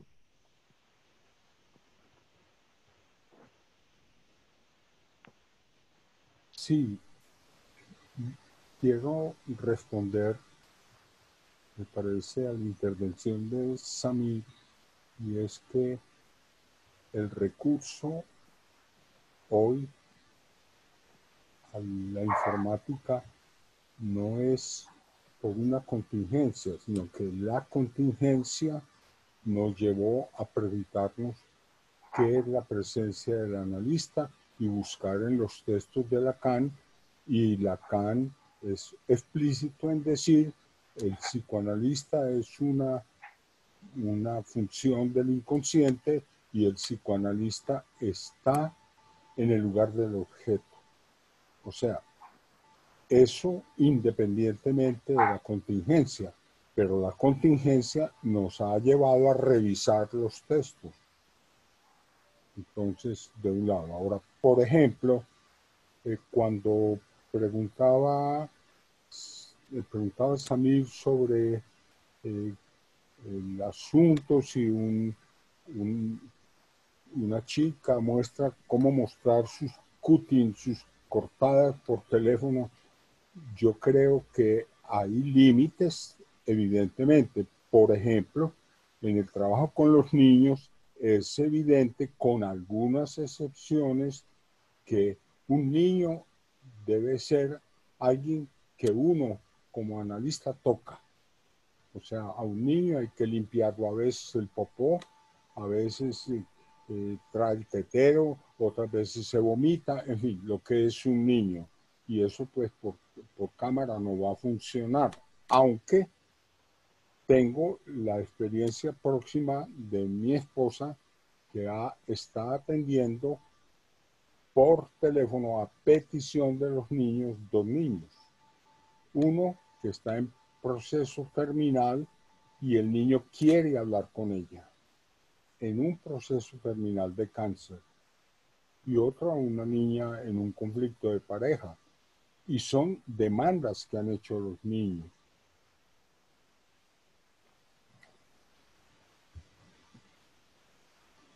Carmenza, ¿quiere participar? Abra el micrófono, por favor. Muy bien. Sí, en relación con el planteamiento que hace María Elena, que María Elena nos vuelve a traer de presente a Freud en su texto El porqué de la guerra. Yo creo que es absolutamente claro y recalcitrante Freud de que si caímos tan bajo es porque nunca, pues habla de la guerra, porque nunca nos habíamos elevado tan alto como género humano. O sea, presentifica de nuevo la emoción pulsional de destrucción. Entonces yo creo que esta pandemia no avanza, no introduce cambios, no abre nuevos horizontes. Y vernos de frente con la muerte y con la tendencia a la destrucción es aún presente. O sea, no hay nada, halagüeño, mejor dicho.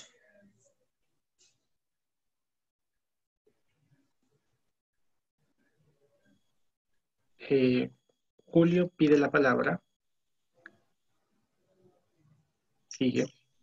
En relación a la observación de Samir y con lo del cutting, de todas formas, creo que para todos esta nueva experiencia de trabajo a través del teléfono o de videollamada también nos está permitiendo aprender otras cosas, ¿no? Me refiero a aquí, cuando tú señalas, bueno, y esta persona que seguramente se corta y eso no lo quiere poner en palabras, sino darlo a ver. Si es tan imperioso el darlo a ver, seguramente encontrará otro modo de hacerlo ver, así no sea a través de una imagen. ¿Sí? Me explico. La mirada no solamente está soportada en la imagen y en los ojos, ¿cierto? Y ese darse a ver se puede transmitir de distintos modos en el decir, en un gesto, en un comentario al pasar, porque también en este modo de atención que estamos teniendo ahora, siguen pasando cosas que antes no que también pasaban antes, por ejemplo, olvidar la sesión, llegar tarde a la sesión, incluso si es llamada, olvidar pagar y entonces pagar después y hacer la transferencia bancaria después. Pero también hay otras cosas que antes no percibíamos, ¿sí? Y también están apareciendo en el decir, ¿sí?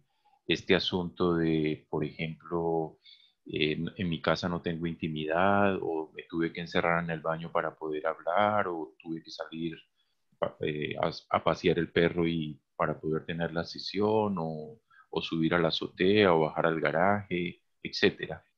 Entonces creo que estamos en un momento como analistas, en un instante de la mirada, viendo todo esto que está sucediendo en nuestra clínica a partir de estas circunstancias que para la mayoría de nosotros son inéditas y creo que de eso se trata, de poder sacar de esto consecuencias, pero en el ejemplo que tú colocas se me ocurre, pues no tengo elementos más que una opinión respecto a lo que dices, y es que si es algo para dar a ver como un corte, seguramente habrá un modo en que eso insista para hacerse notar, más allá de que no esté la imagen de la presencialidad. Era eso, un comentario.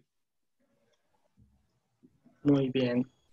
Voy a leer que todavía recojamos un poquito más preguntas. Voy a leer este comentario que hace María Elena, que es: la relación del analista y paciente retroactivamente podríamos transportarla a otros campos.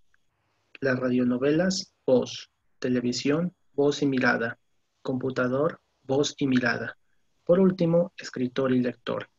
Tal vez sea posible en la relación analista-paciente, en tanto que el objeto causa del deseo no tiene forma corporal, está más allá del cuerpo real.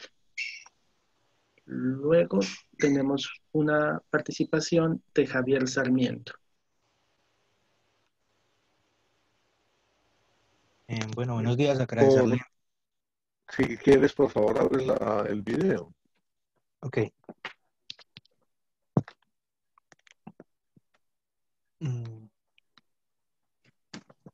Sí, que primero que todo, pues agradecerles a los ponentes, y que esto como que replantea mucho de la situación que se está viviendo, pero que no deja de hacerme pregunta frente a la posición ética, que siento que no cambia en relación a cómo está ubicado el analista, y que me dejó pensando mucho esta frase de que la resistencia es siempre el analista, frente a estas modalidades también que retan bastante frente a cómo pensarlo, y si lo que se está haciendo es una escucha analítica o de verdad se está haciendo un psicoanálisis, por llamarlo de alguna forma, que son como algo que nos pone a pensar frente a lo que incluso Samir se refería del discurso como ese vínculo o ese lazo social que se puede establecer, y que también es como una lectura de la subjetividad de la época, y que digamos que los analistas están llamados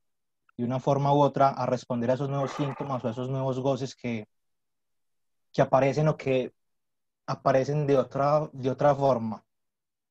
Y que no recuerdo en qué parte de Lacan está esto de que el cuerpo es un lugar de agujeros donde resuena el decir, que en definitiva es lo que termina sucediendo en un análisis, que están los dichos del analizante, pero también están los dichos del analista.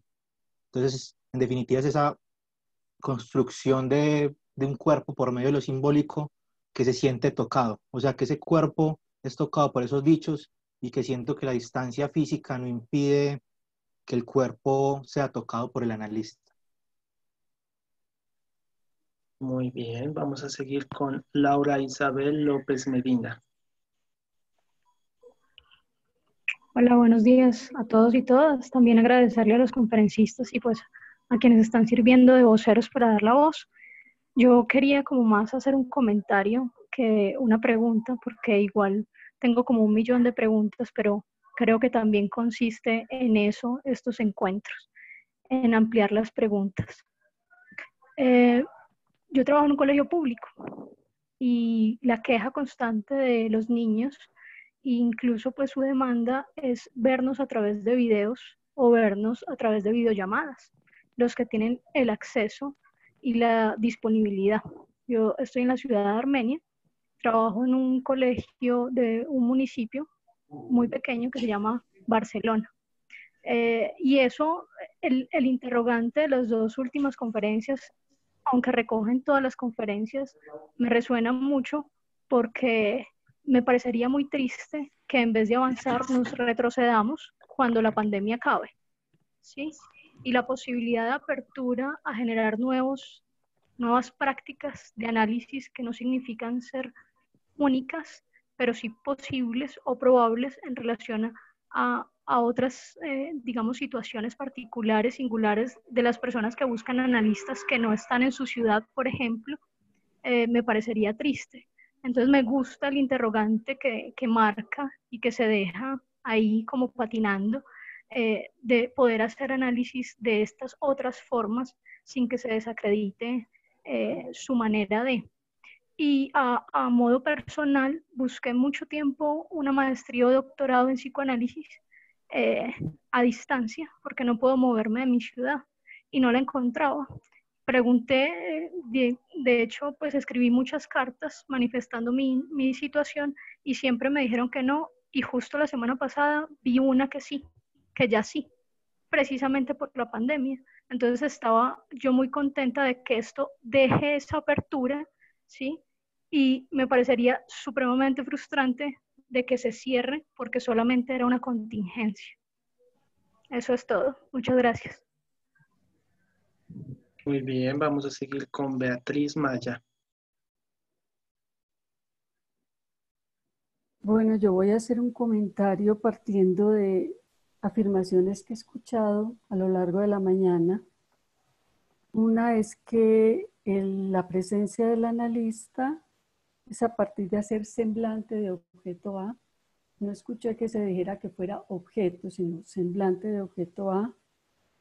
Otra expresión es que el análisis es una experiencia de palabra. Se le escucha a María Victoria.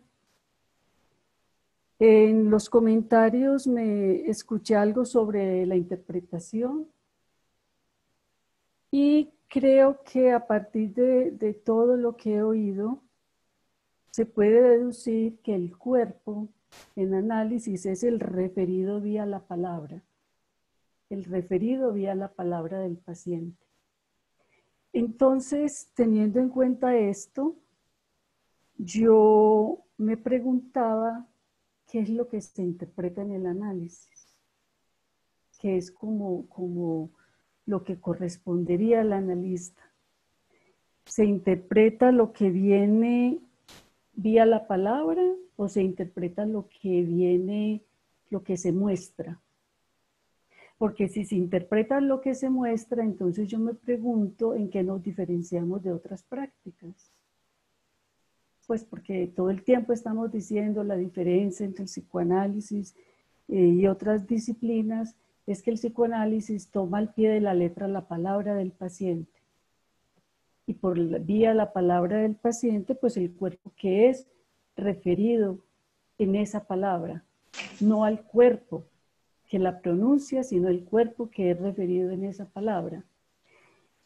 Y entonces me preguntaba en qué clase de interpretación cabe de las que estudiamos en Lacan particularmente, en qué tipo de interpretación, en qué clase de las interpretaciones que Lacan nos enseña, nos pone a pensar, caben los objetos que no son los objetos A. Es decir, las marcas en el cuerpo, me refiero a cuando no son referidas por la palabra. ¿Y por qué analizar lo que se muestra como el cutting, como mostrado, si eso no está vuelto palabra? ¿Dónde estaría entonces el síntoma analítico en ese paciente, cierto? No se nos olvide eso, que es que no es lo que se muestra, es lo que pasa por la palabra, porque entonces terminamos delirando todos. ¿En qué sentido? En el sentido de que todo lo que venga vía la imagen lo podemos interpretar. Yo no creo eso. Yo parto del principio que si el psicoanálisis es una práctica de palabra, es lo que viene vía la palabra, y no todas las palabras son interpretables, además. Porque nos pasamos hablando también que la interpretación emerge en el momento donde hay un fallo de la palabra, por ejemplo. Entonces, ¿por qué decir que se interpreta lo que se presenta ante la mirada del analista? Eso yo no termino de entenderlo, pues no me parece que sea un asunto que vaya con todo lo que nosotros nos pasamos repitiendo sobre lo que es la experiencia analítica. Ahí tengo yo pues una inquietud muy grande que creo que me toca como irme aclarando a mí misma. En principio, la primera claridad que yo saco de esto es que en la experiencia analítica, si es vía la palabra, el cuerpo es el que es referido por la palabra. Era eso lo que quería decir. Muy bien. Tenemos una participación en el chat que les voy a leer y ya les doy la palabra a los ponentes. Por lo anterior, es Ana Puerta. Ana Puerta dice, por lo anterior se puede concluir que dieron vía a la atención online sin necesidad de un cuerpo real, valiéndose de la palabra independientemente del encuentro entre los cuerpos. Ahora sí ya pueden los ponentes responder. Yo tengo dos pequeñas anotaciones. Primero, me llamó mucho la atención que después de muchos años, digamos 10 años, si no es más, que una paciente se había ido, porque realmente no había terminado, joven. Ahora con la pandemia me llamó. Quería continuar. Yo sí recuerdo que para ella todo lo online, todo el internet, todo el teléfono, todo eso era supremamente importante. Pues me llamó en este momento, ¿cierto? Está en su trabajo y me ha sorprendido porque nunca como antes, yo diría, está hablando como un analizante. Nunca. Bueno, entonces, y después de muchos años. La otra es, me llama también la atención con los pacientes que este momento de confrontarnos con esa verdad de ser seres para la muerte, de tener esta finitud, haya como acelerado un poquito su deseo, su trabajo, ¿sí? Se haya movilizado muchísimo. Antes que ser una cosa que está yendo hacia atrás, el trabajo analítico me parece a mí que ha tomado mucha fuerza. Como quien dice, me voy a morir, yo necesito llegar a mí, pues yo necesito contar conmigo. Bueno. Y de unos comentarios de María Elena, me resuena mucho María Elena de la relación escritor-lector, porque es que esa es una relación transformadora y no tenemos ahí ninguna presencia física. Y podemos establecer una relación, sí, yo diría transformadora. Una experiencia, realmente podemos tener una experiencia en la lectura. Entonces, no sé si quieres ampliar porque me gustaría que ampliaras la intervención. María Elena tiene unos problemas, entonces supongo que ella va a escribir su respuesta. Pero ahorita, en este momento, tenemos a Carmen Saicapié que va a responder. A ver, solo... ¿me escuchan? Sí. Solo para insistir en que lo que acaba de nombrar María Victoria, esa relación escritor-lector, pasa por una relación de una materialidad, la materialidad significante, la materialidad de la palabra. Si bien no es la presencia, no es un psicoanalista, no es una palabra dirigida a un otro al que se le otorga saber. Pero, sin duda alguna, los dichos de un escritor no en vano resuenan y no en vano tocan, porque yo pienso que las palabras de un escritor tocan el cuerpo de un lector, cuerpo simbólico, creo yo, no es un asunto de la materialidad de un cuerpo. Entonces yo creo que hay que dar un lugar que yo creo que es no ajeno al mundo del psicoanálisis, a esa relación escritor-lector.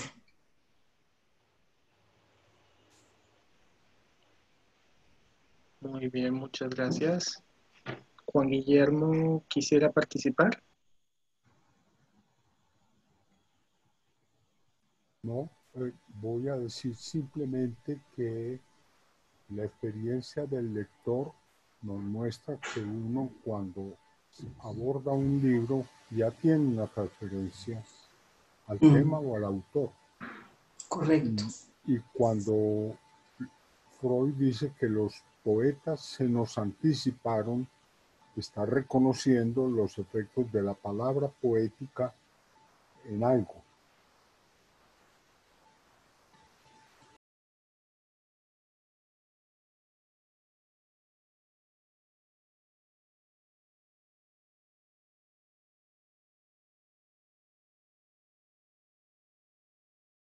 Bien, ¿alguna otra pregunta, comentario?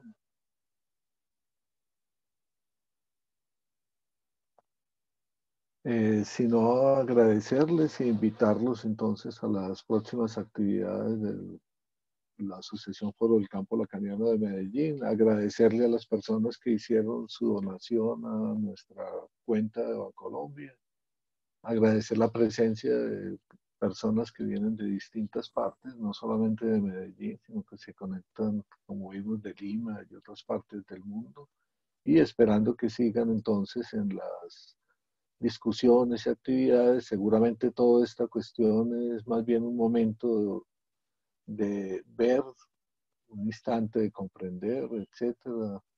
No se ha concluido y realmente la pandemia nos puso de frente un real que es necesario seguir quizás pensando, quizás analizando, y creo que ese es el elemento primordial y esa es la idea que promueve el Foro de Medellín a través de haber mantenido todas sus actividades abiertas a través de estas posibilidades que nos da la tecnología y que podamos continuar entonces en la discusión.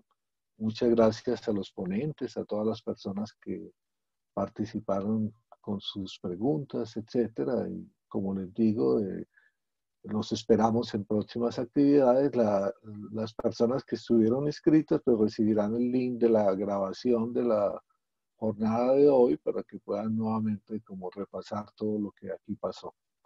Bueno, muchas gracias y los esperamos en una próxima ocasión. Muchas gracias. Gracias a ustedes.